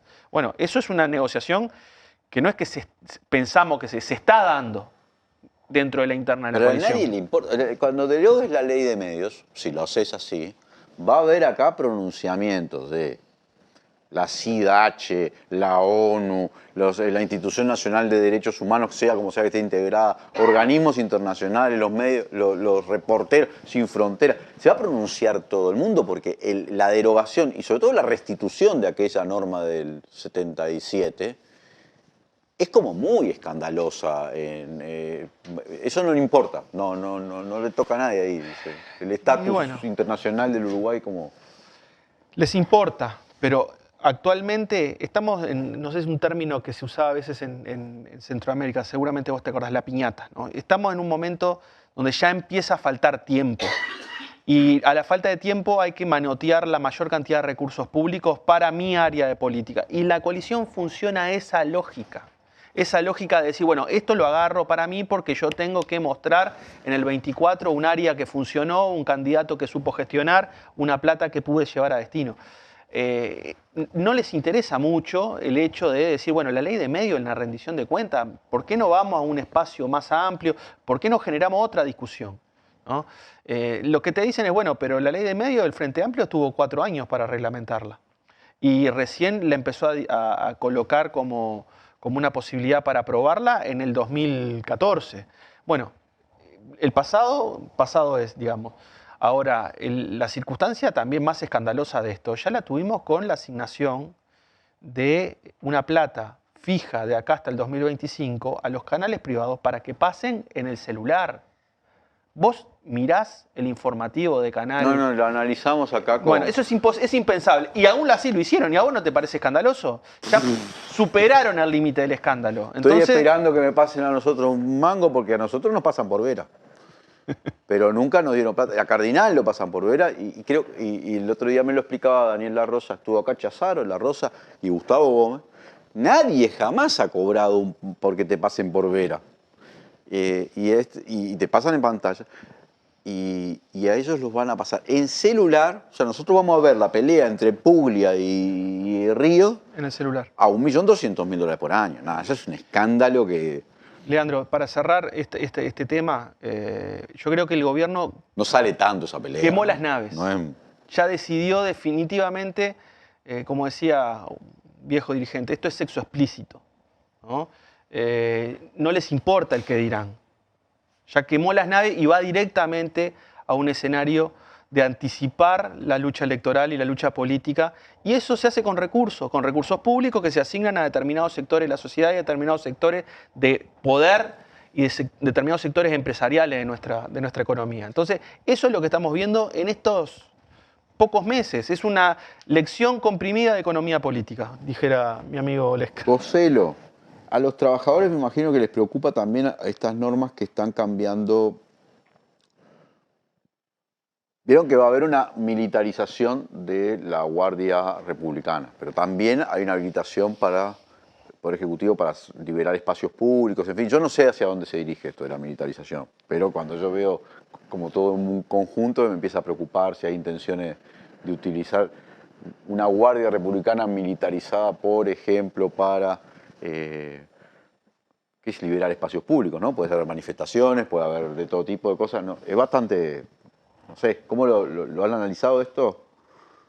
Sí, bueno, la rendición de cuentas acaba de entrar, recién se está todavía estudiando, pero hay algunas cosas que rompen los ojos. Esto es una cuestión que preocupa claramente, porque militarizar la Guardia Republicana genera, digamos, y alienta muchas cosas que ya se han vivido, que se han vivido también en la década de los 90, recordemos lo que pasó en el filtro sin que estuviera militarizada, o sea que pueden llegar a pasar cosas que son muy lamentables. Hay que estudiarlo con más profundidad, cómo sería el alcance y todas esas cuestiones, pero bueno, para eso están los legisladores y por supuesto que también quienes representamos de alguna manera a los trabajadores tenemos que hacer nuestros aportes en ese sentido. Yo también, si me permití, me gustaría meterme en lo que le estabas preguntando a los compañeros recién, porque capaz que ellos me lo corrigen, pero creo que es muy importante esta rendición de cuentas, porque desde el punto de vista de los tiempos creo que la última que puede aumentar el gasto, ¿no? Y porque después, a no ser que se vote antes de octubre, cosa que normalmente no pasa, o que ha pasado en alguna oportunidad, ¿no? Pero si no, no se puede aumentar el gasto ya en la próxima rendición de cuentas. Y lo que ya ingresó al Parlamento por iniciativa del Poder Ejecutivo. No hay un mensaje complementario en la rendición de cuentas, Daniel, ¿no? Se hace. Sí. Entonces, yo creo que ahora también se va a jugar un partido importante en la redistribución de los recursos que se colocaron. Y ahí es donde vienen las monedas de cambio, esto que hablaban claramente los legisladores, ¿no? Yo creo que eso va a ser una moneda constante, tanto en los 45 días que tiene diputados como en los 45 días que tiene el Senado. Entonces, ahí me parece que hay una cuestión importante para que se va a debatir fuertemente en este periodo. Y también me gustaría decir de que esto que vos consultabas respecto a lo que pasa con la ley de medios o lo que pasó con la UDELAR, si vos mirás no solo la foto de la rendición de cuentas, sino la película, es lo mismo que está pasando con las empresas públicas. O sea, las privatizaciones y tercerizaciones que conocíamos de las décadas del 90 y que pudimos frenar mediante la movilización popular, ahora se hacen de otra manera, se conceden a los privados el uso de los bienes públicos y se termina con todo el componente social que tienen las empresas públicas, que pueden tener, bueno, la propia Universidad de la República, lo que tiene que ver con las comunicaciones. O sea, en realidad ahora pasó en el puerto, pasó en ANCAP, va a pasar en la OCE con el proyecto Neptuno. Bueno, esto de las telecomunicaciones es realmente preocupante. Está la denuncia que hacen los compañeros de AUTE con el tema de la energía, o lo que pasa, lo que han denunciado también los compañeros de Correo. O sea, no es que se vendan las empresas públicas, pero se la conceden y en algunos casos se la regalan y le pagan arriba, ¿no? Como vos decías, que a esto de las telecomunicaciones, no solo después de una tremenda inversión en infraestructura que se hizo en los periodos anteriores, ahora vos le das para que lo sufruten eso los privados y aparte le das un canon y le pagás arriba. Es una cosa que es bien perversa, ¿no? Última, porque nos quedamos sin tiempo. Daniel, ¿esto se juega fundamentalmente en diputados o también en tu experiencia? Vos has estado en las dos cámaras, has sido ministro, todo. O también... Nunca estuve. En diputados no. Bueno, ¿se juega fundamentalmente en diputados o en el Senado después hay posibilidad de correcciones? ¿Estos 45 días son los claves o los...? Estos 45 días son los claves. Siempre hay algún senador, no es mi caso, porque además hace poquito soy senador, que dice cómo yo no voy a hacer algo por esta rendición, digamos, ¿no? O sea, los lores siempre tienen que hacer algo, digamos, ¿no? Entonces, siempre hay un cambio que hace volver. Pero la esencia de la redistribución y las cosas que se pudieran lograr, lo que Leo Brioso ha llamado siempre cuando habla de salud, reducción de daños, pero que también se puede aplicar aquí, se juega mucho en diputados. Ahora miraba esto y quiero decir una cosa que José no la dijo, yo tampoco, pero la caída de la masa salarial pública no es solo por la caída del salario real. Hay mucho menos gente trabajando en el Estado, en los rubros de administración central civil, digamos, ¿no? Mucho menos. El primer año creo que fueron 1.800 y ahora va a ser... Por el mecanismo que cuando se jubilan tres no te arman vacantes. Por el mecanismo de la reducción de vacantes. Y ahora creo que llega a 4.000, algo así, entre los 2 años. O sea, entonces cuando vos mirás, porque ¿cuántos son los funcionarios de esas áreas? ¿20.000, no? No, menos. Menos. Eran 17.000 ahora, eran 17.000 cuando empezó el gobierno, ahora vamos a quedar en menos. Entonces ahí hay otro punto importante, porque ya pasó tanto tiempo que nos olvidamos del decreto 90/20, ¿no? Pero su efecto sobre los gastos de funcionamiento y sobre las vacantes ha sido muy, muy grande. Entonces, yo confío mucho en los compañeros del Frente en diputados, sobre todo los compañeros que están en la Comisión de Hacienda, que van a hacer el enorme esfuerzo por lograr algunas cosas. Algunas otras van a surgir del toma y daca entre ellos, digamos, y creo que después ahí está lo que se define, digamos, ¿no? Igual no hay manera de que la esencia cambie, ¿no? Porque esto que también decía José, lo del quinteto de las empresas públicas, ¿no? El Neptuno, lo de UTE, lo del Cemento Portland, lo de Catol Natí y lo de Antel, ese quinteto, digamos, es el quinteto de la mercantilización de las empresas públicas. Entonces, este gobierno vino a lograr dos cosas: concentrar riqueza y desestatizar. Y a mitad de periodo ha logrado, con bastante profundidad, ambas cosas. Aun cuando ahora quedara esto congelado en aras de 2 años de expansión electoral, ya es enorme el daño que se ha hecho a la participación del Estado en la economía y a la concentración de la riqueza.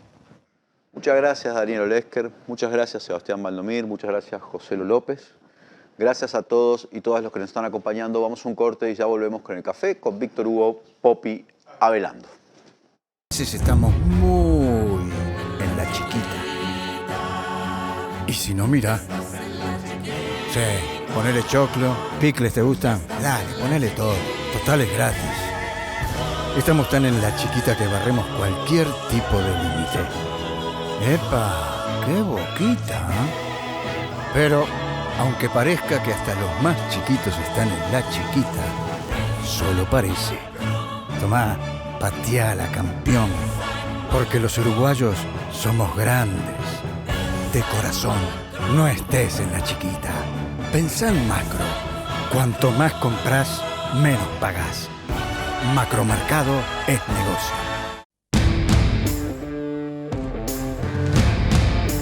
Bueno, hoy ONAPU ha hecho esta movilización y tiene como objetivo llamar la atención de las autoridades y la opinión pública como medidas de urgencia que estamos planteando de que ese 3% se pague no en agosto como está planteado, que sea como un aumento real de jubilaciones y pensiones. La otra cuestión que estamos planteando es una canasta de invierno y también cómo compensamos lo que se perdió con la BPC por parte de las jubilaciones y pensiones mínimas.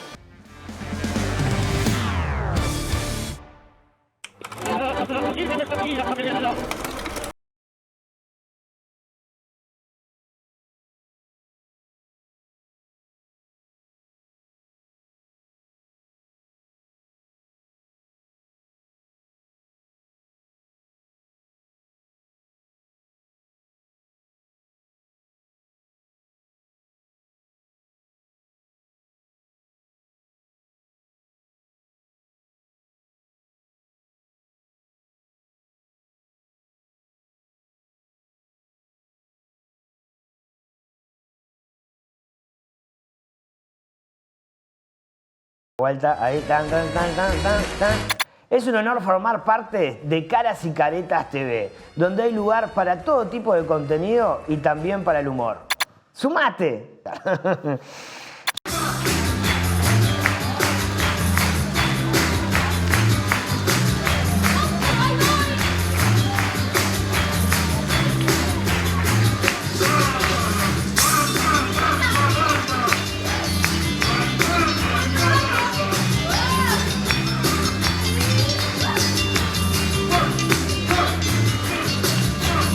Hola, este es el pronóstico más importante que voy a dar en el año. Se acercan periodos con mayor frecuencia de alertas meteorológicas y es importante estar bien comunicados. Por eso ahora Canelones ha creado una herramienta gratuita, 0800 20 22, con el que podés hablar con la Intendencia, aunque no tengas saldo en tu teléfono, así de fácil y sin costo, desde cualquier lugar de Canelones. Ojalá no te pase, pero si tenés una emergencia durante una alerta, por ejemplo meteorológica, llama gratis al 0800 20 22 y estaremos junto a vos.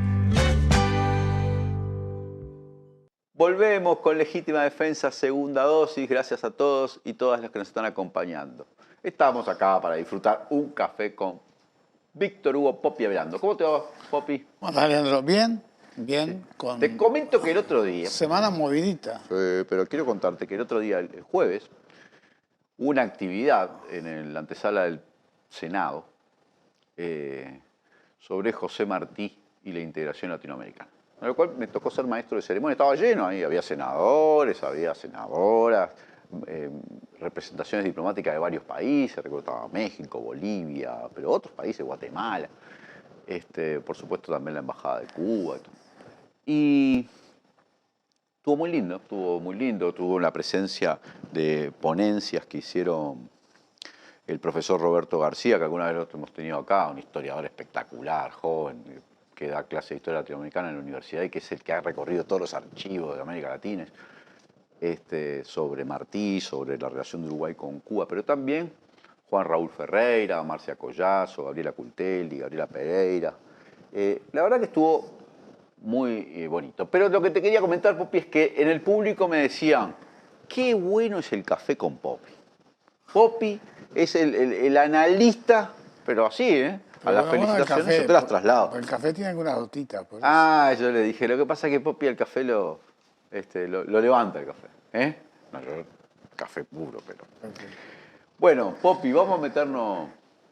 Con el disparate primero. Pará, eso me hace acordar de algo que ya me comento.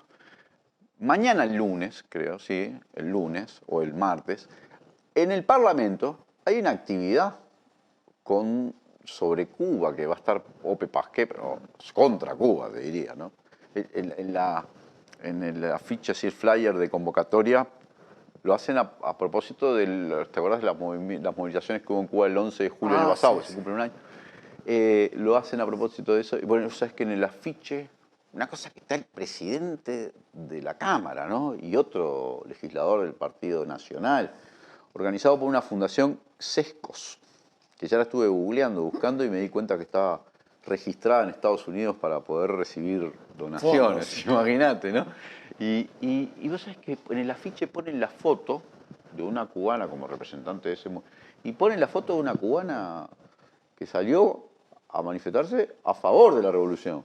Está re caliente No, arrancaron mintiendo desde el flyer, Poppy. Va a ser ahora esta semana. Bueno, hablemos de esto. Bueno, empezamos por el disparate, ¿no? Ah, lo del juez Recarey. ¿Estás de acuerdo que es un disparate?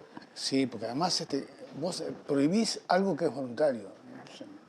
Suspende. Suspende, bueno, está, pero prohibir por 15 días, mientras haya... No se pronuncia... Más de 15 días, ¿no? ¿Cuánto demora esto, la apelación amparo, y eso? No, en la recusación, 15 días, dicen. ¿15? Bueno, por lo pronto 15 días. Pero... No sé si viste el video de festejo de Salle. No, no lo vi. Está en España, en La Mancha. Ah, sí. Y habla del maracanazo uruguayo en temas sanitarios. Sé que salió Dentone, el abogado, con la bandera uruguaya. ¿Te acordás de Dentone vos? Fue el abogado de César Vega cuando me hicieron la demanda por difamación e injurias. ¿Te acordás cuando yo dije en un programa que lo que había hecho César Vega llevando a mujeres presuntamente magnetizadas al Parlamento era una chantada bárbara? Él me hizo ¿te acordás que me hizo un juicio? Que gané totalmente. Y el alegato final, eso tiene unas diferentes instancias, y al final hay un alegato del abogado del demandante y un alegato de la defensa. El alegato final lo hizo Dentone. Pues no te puedo explicar. Bueno, yo lo había colgado en las redes, la gente lo puede buscar. Sí, me acuerdo cómo pasó. Me acusó de ser de una conspiración internacional, de Rockefeller, de Soros, de Illuminatis, no sé qué, reptiliano, ponerle cualquier cosa. Y yo pensé, pero este tipo, este abogado está mal, de acá, el Valero. Bueno, pero esta vez le fue bien. Le fue bien. Viste que César Vega estaba en la concentración que hubo afuera del juzgado, ¿no? Ahí dice que había gente que lloraba ahí, de emoción. Ahora, ¿qué te parece el fallo? El fallo a mí me pareció completamente disparatado e irresponsable. Había una parte de lo que decía Recarey al principio que estaba buena, ¿no? Que muestren los contratos. Que muestren los contratos. Porque eso a mí también me gustaría conocer esos contratos confidenciales, ¿no? Está bien, sí. Pero otra cosa es tirar contra la vacuna, a ver si tiene nanodispositivos y grafeno. Para mí, yo qué sé, eso no resiste ningún análisis científico, ¿no? Es parte de esas teorías conspirativas que existen y que explican todo siempre. Dice que cerró la grieta en el Uruguay porque le salió a pegar todo el mundo. Cerró la grieta en el Uruguay porque le salió a pegar todo el mundo, izquierda, derecha. Qué impresionante. Yo sé que hay gente que nos mira que tiene también esa teoría de que porque Pfizer es una Big Pharma y es terrible, yo sé que es una multinacional terrible, está acusada de cualquier cantidad de cosas. Bueno, pero estamos hablando de una vacuna... ¿No consumís aspirina? ¿Sabe acaso el juez Recarey lo que es una aspirina, qué es la ciclooxigenasa, qué es la inhibición? No, pero yo te digo en torno a la industria farmacéutica. La Bayer y sus vinculaciones con los nazis también es histórica, así que no. Decimos un laboratorio bueno. A mí me impresiona mucho. Salió ya la Facultad de Medicina, la Sociedad de Infectología, todo el mundo a decirle, esto es un error, es irresponsable, es un disparate. Y más en un mundo donde crece esa desconfianza con las vacunas, ¿no? Fernando Pereira llamó a la calle, ¿no? Para decirle que estaba de acuerdo con el gobierno. La verdad que me quedé impresionado, ¿no? Va a ser parte del folclore. Sí, pero durante no sé cuántos días no se puede vacunar a los adolescentes y niños, ¿no? Porque entre 5 y 13 lo prohibió. Sí. Y eso es un acto irresponsable. Yo sé que hay gente que tiene esa desconfianza. Hay una cosa que yo quería comentar hace días y no lo he podido hacer, dejando esto de lado. Explícame qué fue hacer la calle Pou con Duque. Un presidente a término, con caducidad. Yo pensé primero, tiene tal fanatismo ideológico con la derecha 4 días estuvo. que debe haber ido. Pero después me dijeron, no puedo asegurarlo, capaz que vos sabés, que se fue a Cartagena, como en una agenda privada. No, ahí lo esperó Duque. No, pero estuvo con Duque un día. Sí. Pero después estuvo unos días ahí en Cartagena, que yo averigüé ahí con amigos y amigas colombianas, pero que en Cartagena se puede surfear. Me dijeron que no es el lugar apropiado para hacer surf. Pero Yo no sé si el Caribe es apropiado para el surf. Parece que no. Es linda Cartagena, según me han contado. Yo nunca Yo no la fui. conozco, pero sí, Cartagena de Indias, sí. Ah, y ¿no te genera como cierta... No quiero decir mis hipótesis porque no puedo decir eso en televisión, pero tengo mis hipótesis de que no tienen nada que ver con nada delictivo, ¿no? De cuestiones de placer, de, digamos, disfrutar unos días en Cartagena, ¿no? ¿Habrá ido por Duque o por Cartagena? No sé. Pero de cualquier manera, yo creo que deja mal parada la diplomacia presidencial, ¿no? Porque explicar en el mundo qué puedes hacer con un presidente, le quedan 2 semanas, 3 semanas. Que perdió además en primera vuelta su candidato, ¿no?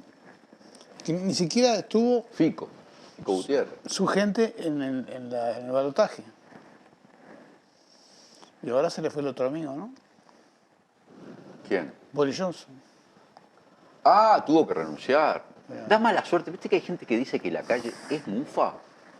Algo hay, ¿no? ¿Vos viste todos los que él invitó a la asunción presidencial? Bolsonaro. Ayer, el jueves, ¿no? El acto de Lula impresionante. Y además las encuestas que salen, incluso de las que hacen los empresarios, lo dan ganando a Lula en primera vuelta, ¿no? Piñera. Fue, ¿no? Boric, el presidente. Duque. Bueno, que vaya a visitar a Bolsonaro. Áñez, que no vino, pero creo que estaba también invitada, porque está presa, ¿no? 10 años. Fue a visitar a Boris Johnson y Boris Johnson renunció a las 2 semanas. Yo creo que cuando la calle viaja, en este momento los mandatarios y eso, dicen, no, yo me voy de vacaciones. Siguiendo con la broma, se debe haber alegrado Biden que no pudo ir. Porque tenía COVID. Porque Biden también está ahí. Claro. Bajando su apoyo. Pero vamos a las rendiciones, ¿eh? Le da todo un contexto aquello que hizo Pajarito Valverde en el partido, ¿no? Aunque él lo explicó, pero sí. Fue una mala decisión la de la calle estar ahí porque, ¿no? Capaz que mufa toda la selección. Bueno, dale, vamos al otro, la rendición. Acá lo que preocupa, más allá de los números que ya lo vieron en la mesa de análisis, ¿no? Las cosas que se contrabandean, que ya las vimos. Pero hay otra que yo dije la vez pasada y que hay que verlo también. Es un artículo, que no sé si lo tengo anotado acá, que permite la disolución de la ocupación de espacios públicos a la Fuerza Nacional. Le pregunté a Joselo sobre eso. Pero Fuerza Nacional son las Fuerzas Armadas y es la policía o la República. Y en el contexto donde en la rendición se militariza la Guardia Republicana. Ahora José lo mismo me dijo, esto llama la atención. Después hay otras que sí son propias de una rendición, que es aumentar la devolución del IVA a los productores ganaderos y exonerar del impuesto a primaria a los productores rurales con hasta 300 hectáreas de índice Cornet 100 y bosque nativo. Estamos a los Maya Oro le van a sacar impuestos, ¿no? Claro, pero además vos te das cuenta que eso perjudica a la ANEP y a las intendencias, porque la contribución inmobiliaria rural también entra ahí. Son esas cosas. Lo que pasa es que la rendición de cuentas son muchos artículos, hay que leerla muy despacio. Yo no la he leído toda muy despacio. Y siempre encontrás cositas. Siempre encontrás cositas. Después confieso que no me he metido con el planillado. No, pero ahora estuvimos analizando bastante el tema de la rendición. Viste que acá, por ejemplo, Preve, que actualmente dirige TV Ciudad, ¿no? Sí. ¿Se acuerdan que a Preve lo volaron de Canal 10, sí, ¿no? Fue muy polémica. Dice, tras negativa de Ciudadanos, oficialismo no cuenta con votos en diputados para derogar la ley de medio en rendición de cuentas. Tampoco acompañarán diputados de Cabildo Abierto. Él dice diputado, yo el que sé que no lo acompaña es Sebastián Cal. Sebastián Cal. Ahora me dejó preocupado lo que dice Olesker, porque Olesker dice, bueno, pero después negocian y cada uno tiene su precio, porque tampoco tenía los votos en principio de Ciudadanos la ley de tenencia compartida y ahora parece que los tiene, ¿no? Y no sé, él tiene experiencia, puede saber eso. Yo lo que sé es que el planteo de todos ciudadanos, no son de dirigentes, del grupo como tal, es no votar. Porque además prefieren que se vote, porque deja un vacío. Vos lo decías, lo mencionaste la vez pasada y lo mencionaste ahora en la mesa de análisis también. El artículo 77 y otro del 84 de la dictadura. Y la gente de Cabildo parece que está en contra de que haya libertad en la concentración de medios, ¿no? Que eso desaparece al derogar la ley. Entonces me parece que ahí yo no sé si van a... También es cierto que Ciudadanos perdió en dos cosas. Perdió con la ANEP y perdió con el Ministerio de Ambiente. Que se queda sin sede nueva, ¿no? Porque no le dieron los fondos para mudarse. Ellos están funcionando en la torre ejecutiva. Y después ¿Y qué me comentás del Congreso del Partido Socialista? Fin de semana pasado. Y se consolidó el liderazgo de Sibila, ¿no? A mí me dijeron también que es verdad que el informe de Sibila tuvo como el 80% de los votos, ¿no? Sí. Pero en realidad la distribución, la correlación de fuerzas es tipo 2/3 a favor de Sibila, 1/3 si consideramos el sector ese que es como la línea del medio, que es la que está Manuel Laguarda, y el sector un poco más renovador, porque algunos de ellos votaron el informe de Sibila. La que no tuvo votos fue Mónica. Sí. El informe de Mónica Xavier no obtuvo los votos, tampoco el de Viviana Piñeiro, es la que antes estaba en la Juventud Socialista, pero ahora estaba en la cuestión internacional, no tuvieron los votos. Y además no se aprobaron los informes de ellos. No, el que se aprobó fue el informe de Gonzalo. Gonzalo Sibila sí se encamina a obtener una reelección fácil, diría yo, ¿no? Sí, pero la historia del Partido Socialista es la historia esa, ¿no? De estar con varias tendencias adentro siempre. No, pero decían que había, o sea, está bien, pero vos viste que había toda una polémica, una cosa como una especie de un enfrentamiento interno fortísimo. Cierto que algunos se fueron, pero el informe no es que tuvo el 52% de los votos, tuvo el 80%. No, claro. Gonzalo Sibila salió muy fortalecido. Pero además yo que sé, si perdés una elección te vas. Yo que sé, uno que ha vivido asambleas y vos también. ¿Cuántas veces se perdió una asamblea? ¿Y te ibas de la EM o de la FEU? No. Yo estaba en el C100. Vos estabas en la EM. Sí, yo estaba en la EM. Sí. No, ¿qué me voy a ir? Por eso te digo. Entonces me parece que ahí te quedas a pelearla. Después ves si puedes revertir eso, ¿no? Ahora que me hablaste un poco de la EM, la FEU y la C100 y todas esas cosas, te quiero decir que lo de la universidad es... Hay bronca con la universidad, ¿no? Está claro. El gobierno... Es ideológico, ¿no? Es ideológico. Sí, pero con todo lo que pasó con la pandemia, el papel que tuvo la universidad, los investigadores y las investigadoras científicas, es tremendo el destrato. Es como peor, digamos, ¿no? Porque Sí. ahí tuvieron que recurrir a la universidad y a los investigadores para todo, desde los PCR hasta... O sea, fueron 2 años donde se supone, la verdad, que la ciencia había tomado el centro de cosas y a la hora de la hora, ni un mango. Sí, a lo de la y también a la ciencia, ¿no? Porque eso, los 4 millones del ANI, pero más, esos 10 millones que dan, que es para emprendedurismo, que lo maneja, en realidad lo maneja Economía y OPP. ¿Sí? No, pero lo de la es terrible, ¿no? No, a mí me Además parece... la ministra dijo que ya le dieron plata. No, pero no puede decir eso. Aumentan además los estudiantes por año de la Sí. universidad, ¿viste? Pero me dice otra cosa, le dieron plata, iban a hacer un campus en Paysandú. Le dieron la plata a la intendencia. Sí. Y no a la universidad, que tiene que tener una contrapartida de la universidad. ¿Cómo va a ser? No, es que no va a poder. No va a porque poder. eso, le dieron como 7 millones 7 a la millones. intendencia, pero eso cuesta 20. Sí. Esto va a poner en riesgo ese campus, que la universidad ya lo tenía en su plan de obra, además. ¿Qué creo igual que hay negociaciones. No creo que quede así. Porque algún más mango van a tener que soltar. porque ha generado bastante malestar, no Sí. solo en la universidad, sino en otros ámbitos de la sociedad. Y generalmente se arregla después, pero hay que recordar siempre que en la rendición de cuentas solo se puede resignar recursos y no crear nuevos recursos. Ahí tenía que vestir a uno para vestir a otro. Te voy a hacer una pregunta, capaz que no sabes, pero ya no estamos con ese tiempo, pero tengo la curiosidad. ¿Vos sabés algo del barco chino que el Ministerio de Defensa... Sí, no saben si pescó o no pescó. Porque si no pescó es un papelón de aquellos, ¿no? Ojo, que los chinos tienen la costumbre de pescar. Mirá qué le pasó a Argentina, que hundieron un barco los argentinos. Sí. ¿No? Pero aparentemente si pescó lo hizo en aguas internacionales. Pero Popi, si pescó en aguas internacionales no van a meter un juicio de aquello. Pero además viste que salió el de la Cámara Pesquera, que es uruguayo, diciendo que no habían pescado en aguas nacionales. Yo qué sé, estaba como lo del avión que hicieron volver, y ahora el barco... ¿Y el que empantanó? ¿Eh? ¿El que empantanó? ¿El avión...? No. El de Irán. El de Irán, no. Yo me acuerdo...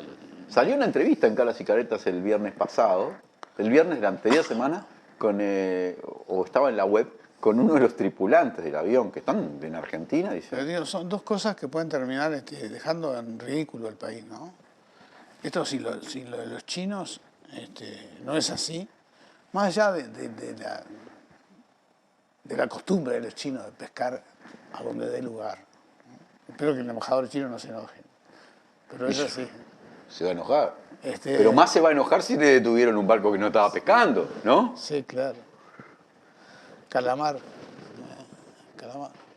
En fin, Popi, vamos a tener que seguir analizando la semana que viene, lo que pase. Capaz que nos queda para hacer algún comentario, aunque no tenemos ya tiempo, sobre la impactante movilización del PIT-CNT este jueves.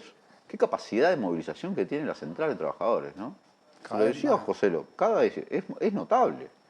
Cada vez más. Y además tiene que ver también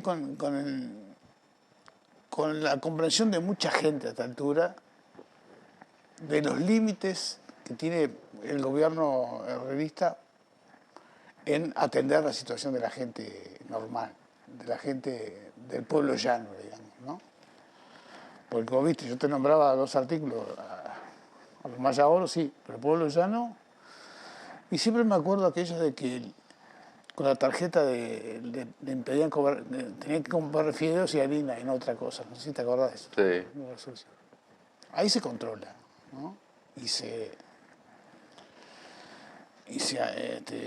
trata de que... Pero eso va generando resistencia. Y además, estos cambios y estos líos que va a haber en la rendición de cuentas entre la coalición tienen que ver también con la posición de las personas. porque fíjate vos que el malestar lo tienen las personas son electores. Al ser electores se van a manifestar después. Entonces hay que atenderlo, ¿no? Popi, antes de terminar, viste que Fernando Pereira, presidente del Frente Amplio, fue a Chile con una delegación y se reunió con el gobierno de Chile nuevo, de hecho con Gabriel Boric.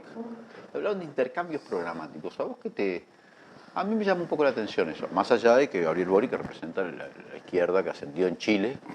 Sí, no sé cuáles son los intercambios, la verdad. Porque Chile, desde el punto de vista de la izquierda, está bastante atrás con relación a nosotros, ¿no? Sí, además, ellos vienen de la experiencia de la concertación, que fue, para mi gusto, ¿no?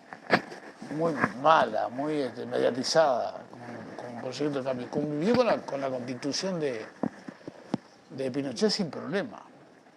Los de los gobiernos de Bachelet, ¿cómo era el socialista? Lagos y del Demócrata Cristiano también, sin problema. Frey era, no me acuerdo, o Patricio Aylwin, no me acuerdo. No, Frey. Entonces, yo no sé, eso hay que verlo. Pero me parece importante el acercamiento. Fernando Pereira está desarrollando en su gestión, bueno, yo lo recuerdo, en pocos meses estuvo con Pablo Iglesias en España, ahora está con Boric, recorre, tiene diálogo, pero lo del intercambio programático con Chile me dijo, hay que ver, ¿no?